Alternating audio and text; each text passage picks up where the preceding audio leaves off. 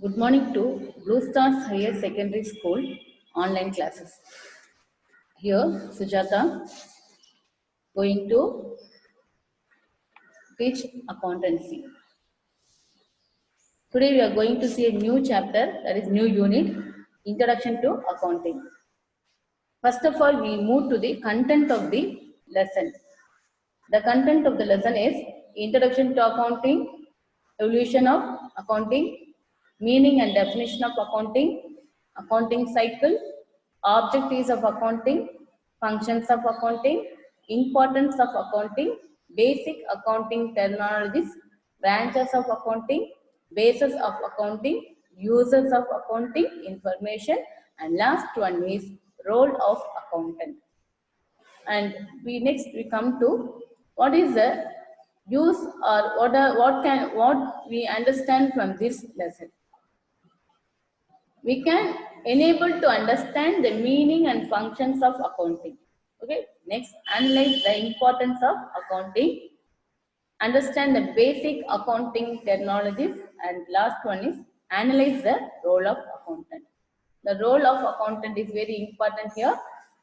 Okay, next, you can see business entities and other organizations carry on activities which involve exchange of money or money's worth or economic resources.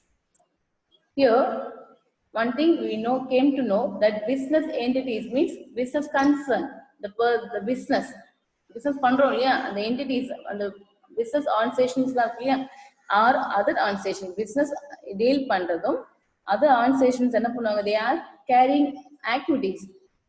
Activities means sales, that is some giving and purchasing, selling. These are the business activities we can say, which involve exchange of monies or money's worth or economic resources. ஒரு activities நடத்தணும் அப்படின்னு நமக்கு என்ன தேவைப்படும்? பணம் தேவைப்படும். Activities ஒன்று கொடுக்கல் எல்லாம் வாங்கல். இப்போ என்ன ஆகணும் பார்த்தீங்கன்னா, நம்ம எப்படி கொடுப்போம்? மணி கொடுக்குறோம், இல்லைன்னா மணி ஒர்த் அப்படின்னா அந்த பொருளுக்கு மதிப்புள்ள பொருளை நம்ம திருப்பி வாங்கிக்கிறோம். So this is known as economic activities இல்லையா? ஒரு பொருள் வாங்கும் போது பணம் கொடுத்து பண வர்த்தகம் அப்படின்னு சொல்றோம் நம்ம. ஓகேவா? இதுதான் நம்ம பிசினஸ்ல நம்ம பண்றோம். ஒரு பொருள் வாங்குறோம், இந்த விற்கிறோம், இல்ல லாபம் சம்பாதிக்கிறோம். இது எல்லாமே business activities. Where the volume of these activities are large in number, it is necessary that these are recorded for the purpose of taking important decisions as to whether the activities are eatable, gainful, and ought to be continued or not. So in the volume அப்படிங்கிறது, அதாவது உங்களுக்கு சின்ன example அடிக்கடி சொல்றது என்னன்னா, நம்ம வீட்லயே நம்ம அடிக்கடி கணக்கு எழுதுவோம். இந்த கணக்கு எழுதும் போது எப்படி இருக்கோம்னா, சின்ன ஒரு மாசத்துக்குள்ள கணக்கு நம்ம எழுதுவோம். இதே ஒரு வருஷத்துக்கு அப்படிங்கும் போது இன்னும் கொஞ்சம் அக்கௌண்ட்ஸ் அப்படிங்கிறது அதிகமாகும். இது பிசினஸ் கன்சர்ன் அப்படிங்கிற பார்த்தீங்கன்னா நம்ம வீட்டுல ரெகுலரா செய்யற ஒரு செலவுகள் தான். ஆனா பிசினஸ் கன்சர்ன் அப்படின்னு பார்க்கும்போது அவங்க நிறைய ஆக்டிவிட்டிஸ், ஒரு நாளைக்கு 100 or 20 100 or 50 60 அந்த பிசினஸ் கன்சர்ன் எந்த அளவுக்கு பெருசா இருக்கும் அந்த அளவுக்கு அவங்க ஆக்டிவிட்டிஸ் அதிகமா இருக்கும். ஏன் வாங்குறது, purchase or selling or any activities அதிகமாயிட்டே இருக்கும். அப்ப எல்லாமே ஞாபகம் வச்சுக்கோங்க. என்ன பண்ணணும், they have to record in somewhere. எங்கேயும் ரெக்கார்ட் பண்ணிட்டேன். அந்த ரெக்கார்டிங் எப்படி இருக்கணும்? It must be some regulate, that is some சிஸ்டமேட்டிக்கா இருக்கணும். அந்த ரெக்கார்டிங் எப்படி இருக்கும்? சிஸ்டமேட்டிக்கா இருக்கணும். Okay, where the volume of these activities are large in number. Activities ஒரு பிசினஸ் கன்சர்ன் சின்னதா இருக்கும்போது அங்க என்ன ஆகும்? ஆக்டிவிட்டிஸ் சின்னதா இருக்கும். அதே பிசினஸ் கன்சர்ன் பெருசா ஆகும்போது, பெரிய பிசினஸ் பண்ணும்போது அந்த இடத்துல வாங்குறது, விற்கிறது, அந்த மாதிரி நிறைய செலவுகள் வரவுகள் எல்லாமே அதிகமா இருக்கும். ஸோ அங்க என்ன தேவைப்படுது? we need record this important record. Yeah, we have to record all these expenses or income, and it is very important to take decision. இது எது தேவைப்படும்? டிசிஷன் எடுக்கிறதுக்கு தேவைப்படும். இந்த ரெக்கார்டை வச்சு தான் என்ன பண்ணுவாங்க? we are going to decide அந்த ஆக்டிவிட்டிஸ் பண்ணலாமா வேணாமா, whether we have to continue or not அப்படிங்கிறத டிசைட் பண்ணிட்டு இங்கதான். Information about the business and other organizations is required not only to the proprietor and the manager of business and other organization, but also to various other interested users such as government, investors, and customers, employees, and researchers. இந்த informations அதாவது நான் என்ன பண்றேன், ஒரு informations எழுதி வைக்கிறோம். அந்த informations யாருக்கு தேவைப்படும், not only to the proprietor. Who is the proprietor? இங்க நிறைய உங்களுக்கு டேர்ம்ஸ் நிறைய இருக்கும். இப்ப பாத்தீங்கன்னா உங்களுக்கு அக்கௌண்டிங் டேர்ம்ஸ் அப்படின்னு சொல்லுவோம். இதுல நிறைய விஷயங்கள் நீங்க வந்து படிச்சிருக்க மாட்டீங்க. இதுல நான் சொல்லித்தரேன் உங்களுக்கு. ப்ரொப்ரேட்டர் அப்படின்னா is the owner of the business. ஒரு பிசினஸ் யாரு ஓனரோ அவர் தான் proprietor. Okay, proprietor and managers of the business and other organisation. மேனேஜருக்கும் தேவைப்படும், ப்ரொப்ரேட்டருக்கும் தேவைப்படும். அது மட்டும் இல்லாம மற்ற ஆர்கனைசேஷன் வேற சில பேங்க் இன்ஸ்டிடியூஷன்ஸ் அவங்களுக்கும் தேவைப்படும்.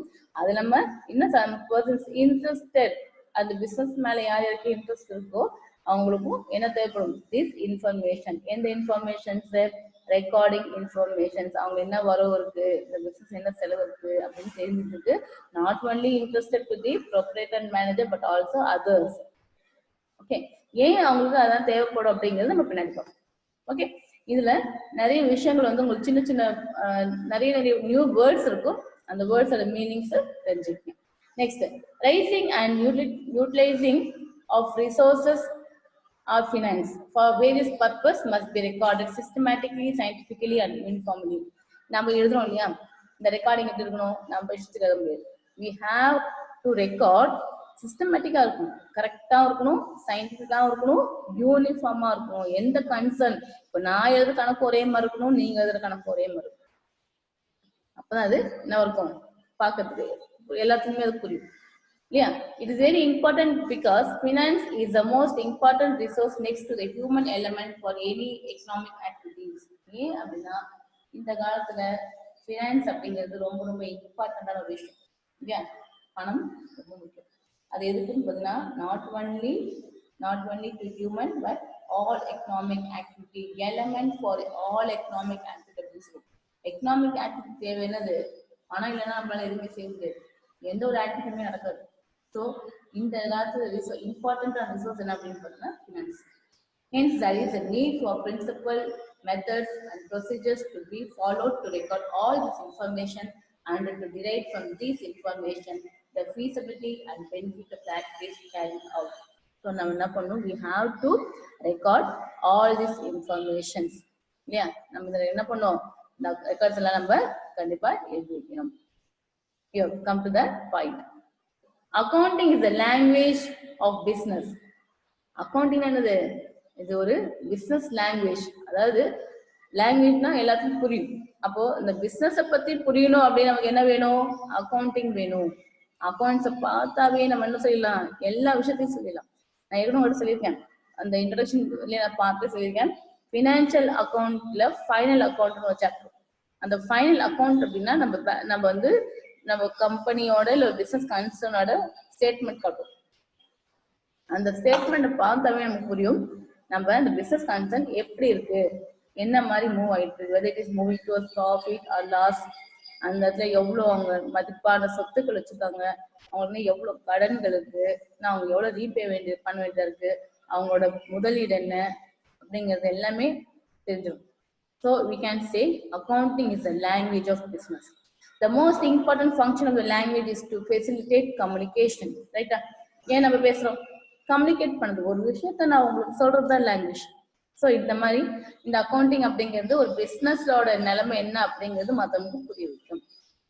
The information about business entities regarding their operation, performance and financial status can be obtained from the financial information recorded in the accounting records. The information is communicated to the interest users of business information such as proprietor, management, investors, customers and the government.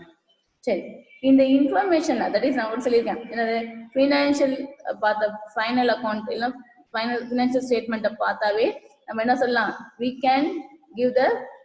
can came to know the performance, financial status அப்படின்னு அந்த company எப்படி work பண்ணுது இல்லையா. அதே மாதிரி அவங்க என்ன எவ்வளவு பணம் இருக்கு கையில, நாளைக்கு அவங்க ஃபியூச்சர்ல நல்லா பண்ண முடியுமா, பண்ண முடியாதா, நல்ல லாபம் சம்பாதிப்பாங்களா, சம்பாதிக்க மாட்டாங்களா அப்படின்னு எல்லாமே நமக்கு அந்த ஸ்டேட்மெண்ட்லயே ஃபினான்ஷியல் ஸ்டேட்மெண்ட் தெரியும்.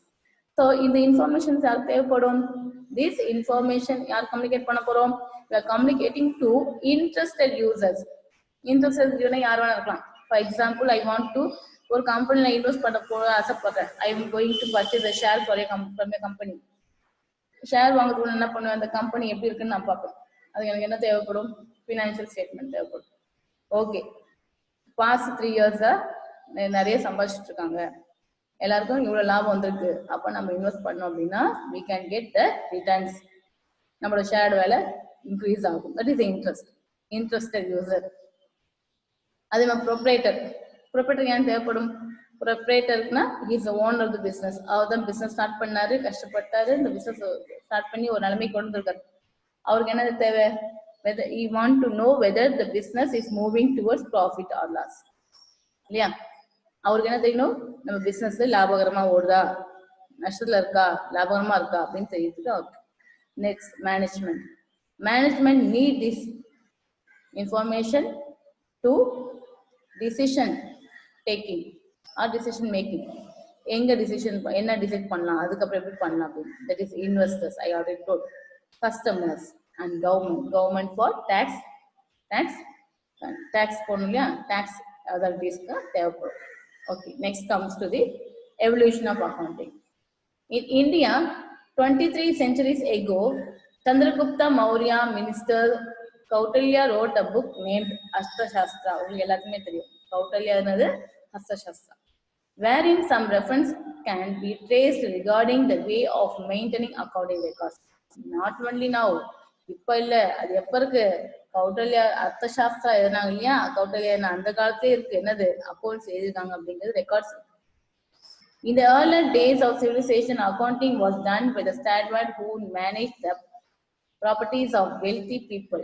They rendered accounts periodically to the owners of the property. The stewardship accounting is said to be the root of accounting. Records of debit and credit were found in the 12th century itself. அதாவது இன்னொன்று பார்த்தீங்கன்னா, இதுல பழைய காலத்துல நம்ம என்னன்னு சொல்லுவாங்க, ஸ்டாண்டர்ட்ஷிப். அதாவது ஒரு ஸ்டாண்டர்ட்ஷிப்னா யாருன்னா ஒரு கணக்கு, அதாவது ஒரு மேனேஜர். இப்போ வந்து ஆக்டிங் வந்து ஒரு மேனேஜர். ஒரு எஸ்டேட் இருக்கு, அந்த எஸ்டேட்ல என்ன பண்ணுவாங்க, ஒரு மேனேஜர் தான் வந்து எல்லாத்தையும் பார்த்துப்பாரு. அந்த மாதிரி ஒரு அக்கௌண்ட், அந்த மேனேஜர் ஒரு அக்கௌண்ட்டை கிரியேட் பண்ணியிருப்பாரு, அந்த அக்கௌண்ட் தான் வந்து எல்லாத்துக்கும் காமிப்பாரு. அந்த மாதிரி பண்ணதான் வந்து ஸ்டாண்டர்ட்ஷிப் அக்கௌண்டிங் அப்படின்னு சொல்லுவோம். இந்த அக்கௌண்டிங் ரூட் ஆஃப் அக்கௌண்டிங் அப்படிங்கிறது ஸ்டாண்டர்ட்ஷிப் அக்கௌண்டிங். அவர் எழுதினதை அந்த ஸ்டாண்டர்ட்ஷிப் அப்படிங்கிறது யாரு, மேனேஜர் அப்படிங்கிற மாதிரி ஒரு கிளர்க் அப்படின்னு சொல்லலாம், அந்த மாதிரி ஒரு போஸ்டிங். இப்போ என்ன அப்படின்னு பார்த்தா, இந்த இப்போ நம்ம எழுதுற record, that is debit and credit அப்படின்னு சொல்லுவோம். அது என்ன அப்படின்னா, ஒரு அக்கௌண்ட்ஸ்க்கு டபுள் என்ட்ரின்னு நம்ம சொல்லுவோம். நீங்க படிக்கும்போது இன்னும் கொஞ்சம் அடுத்த சாப்டர்ஸ் உங்களுக்கு புரியும். டெபிட் அண்ட் கிரெடிட் அப்படிங்கிறது இந்த 12th century தான் நம்ம கண்டுபிடிச்சாங்க. Next, in 1494, Luca Paglioli, an Italian, developed double entry bookkeeping system. இந்த double entry book keeping system அப்படின்னா என்னன்னு பார்த்தீங்கன்னா, ஒரு விஷயத்துக்கு 2 விஷயம் நடக்கும். For example paid salary.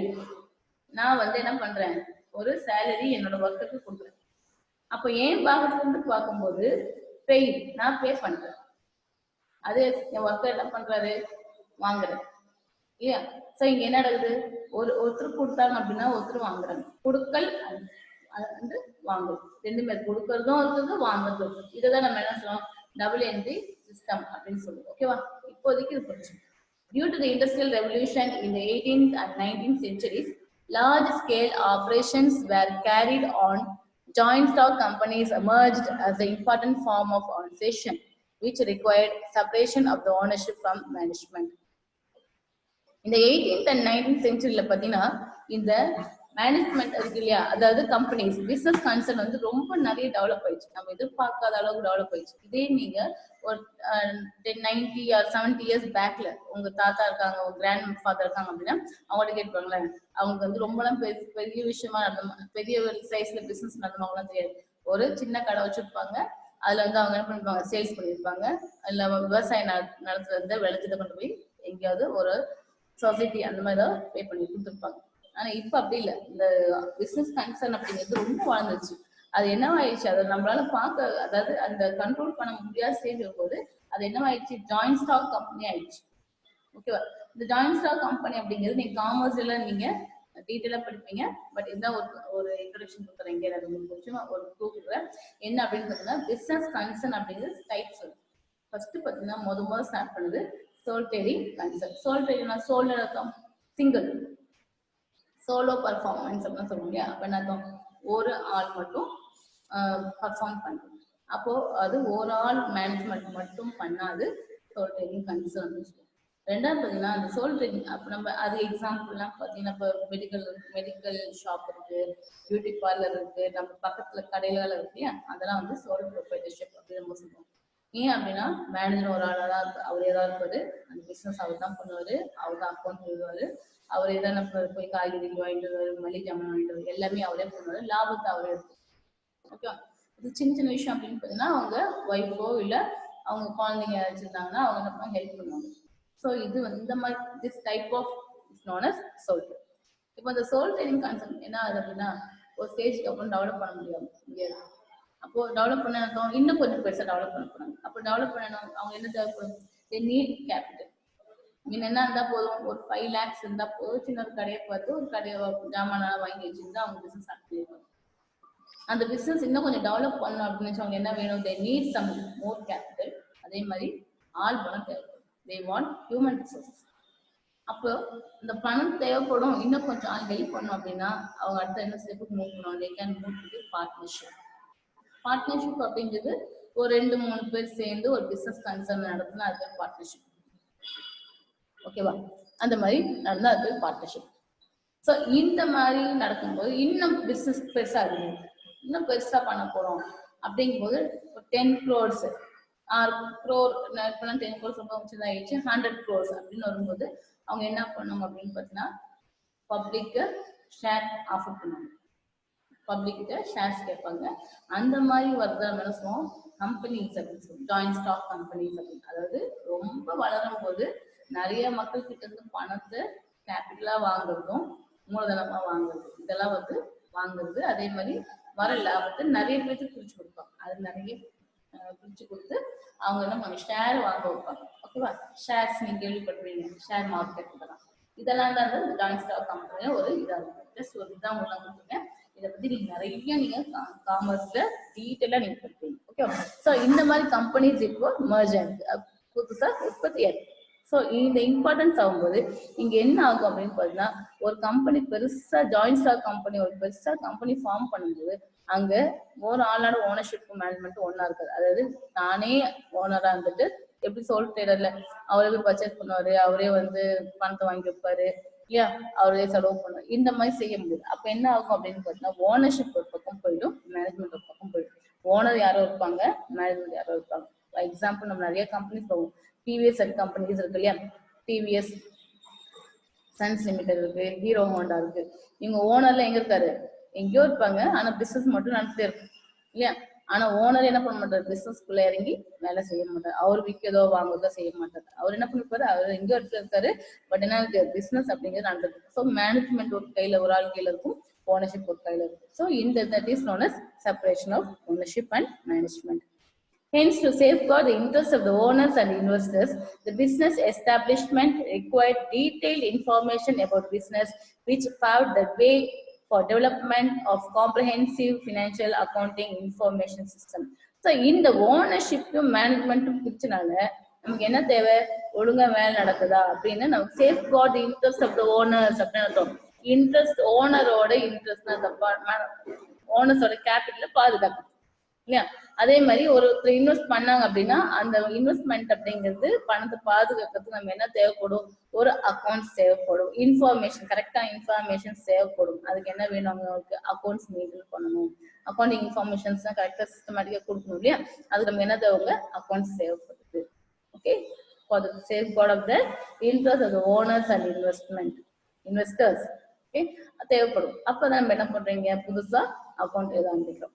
In 20th century, the need for analysis of the financial information for managerial decision making caused emergencies of management accounting, a separate branch of accounting. அதே மாதிரி 20th century 20ஆம் நூற்றாண்டுல பாத்தீங்கன்னா நிறைய business develop ஆயிருக்கு, management தனியா போயிடுச்சு, ownership தனியா இருக்காங்க, ஓனர் எங்கேயோ இருக்கிறாரு, மேனேஜ்மெண்ட் தட் இஸ் பிசினஸ் இங்கே நடக்குது, ஓனர் எங்க இருக்காரு? டெல்லியில இருக்காரு. அவருக்கு என்ன தேவைப்படும், என்னென்ன இந்த கம்பெனிஸ் என்ன நடந்துட்டு இருக்கு அந்த அதாவது நேர்ல வந்து பார்க்கறதோட அவங்களுக்கு அக்கௌண்ட்ஸ் மட்டும் ப்ரெசென்ட் பண்ணா போதும். அதை வச்சு அவங்க என்ன பண்ணுவாங்க, தே கேன் டிசைட் பண்ணுவாங்க என்ன பண்ணணும், இந்த வருஷம் ஏன் இருக்காது, இந்த வருஷம் ஏன் நமக்கு லாபம் கம்மியா இருக்கு, இல்ல இந்த வருஷம் போன வருஷம் அதிகமா இருக்கு, எதனால அதிகமா இருக்கு, எக்ஸ்பென்சஸ் அதிகமா இருக்கு, ஏன் எக்ஸ்பென்ஸ் அதிகமா இருக்கு அப்படின்னு பாக்குறதுக்கு அவங்களுக்கு என்ன தேவைப்படும், டிசிஷன்ஸ் தேவை. அப்ப என்னன்னா நிறைய டிசிஷன்ஸ் எடுக்கும்போது இங்க நம்ம அக்கௌண்டிங் ஏன்னா புதுசா ஒரு அக்கௌண்ட் கிரியேட் ஆகுது, தட் இஸ் மேனேஜ்மெண்ட் அக்கௌண்டிங். ஓகேவா, அதாவது அக்கௌண்ட்ஸ்ல என்ன இது மேனேஜ்மெண்ட் அக்கௌண்டிங் ஒரு பாகம் நமக்கு தேவைப்படுது. எதுக்கு, டு மேக் த டிசிஷன்ஸ் இல்லையா, மேனேஜ்மெண்ட் டிசிஷன்ஸ் எடுக்கிறதுக்கு ஒரு டீம் தேவைப்படுது. அது என்னவா இருக்குது, மேனேஜ்மெண்ட் அக்கௌண்டிங் டீம், அதாவது பிரான்ச் ஆகுது.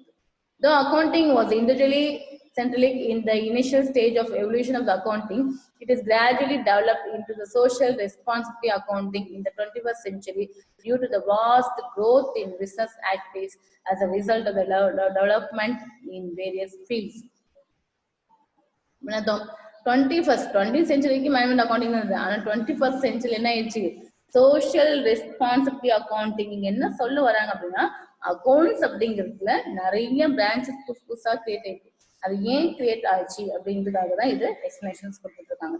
ஸோ இங்க என்னன்னா, நிறைய பிசினஸ் நிறைய டெவலப் ஆயிடுச்சு, நிறைய அக்கௌண்ட்ஸ் எழுதிட்டு இருக்கோம், ரைட்டு. ஆனா என்னது, அந்த இடத்துல என்ன தேவை, சோஷியல் ரெஸ்பான்சிபிலிட்டி தேவை. அதாவது மக்களுக்கு நம்ம என்ன செய்யணும், எப்படி அது நம்ம இந்த பிசினஸ் வந்து அவங்களுக்கு வந்து, ஃபார் எக்ஸாம்பிள் நம்ம என்ன சொல்லணும், இப்போ பிசினஸ் நிறைய வளருது, ப்ராஃபிட் நிறைய வருது. அப்போ ப்ராஃபிட் நிறைய வரும்போது எந்த அளவுக்கு வந்து ப்ராஃபிட்ல ஷேர் வந்து மக்களுக்கு போய் சேருது, பப்ளிக் போய் சேருது, இல்லைன்னா ஷேர் ஹோல்டர்ஸ் போய் சேருது அப்படின்னா வந்து யார் பார்க்கணும், பிசினஸ் கன்சர்ன் தான் பார்க்கணும். அதுக்கு ஒரு புதுசா என்ன ரெஸ்பான்சிபிலிட்டிஸ் அதிகமாயிடுச்சு. இது அக்கௌண்டிங் வந்து பிசினஸ் கான்செப்ட் பேஸ்ட் டெவலப் ஆகாத ரெஸ்பான்சிபிலிட்டி அதிகமாகுது. அது நாங்கள் என்னது சோஷியல் ரெஸ்பான்சிபிலிட்டி அக்கௌண்டிங் அப்படிங்கிறது ஒரு புது பிரான்ச் கிரியேட் ஆகுது. Thus, accounting has become inevitable in the modern world of business for business. So இந்த காலத்துல அக்கௌண்ட்ஸ் அப்படிங்கிறது ரொம்ப ரொம்ப ரொம்ப முக்கியமான ஒரு விஷயமா இருக்கு. இதை வச்சுதான் நம்ம என்ன பண்றோம், எல்லாமே டிசைட் பண்றோம். Okay, next we comes to the meaning. இது வந்து உங்களோட ஃபர்ஸ்ட் கொஸ்டின், 3 மார்க்ஸ்ல ஃபர்ஸ்ட் கொஸ்டினா இருக்க புக்ல explain the meaning of accounting. ஓகேவா, இதோட இது பாத்துங்க.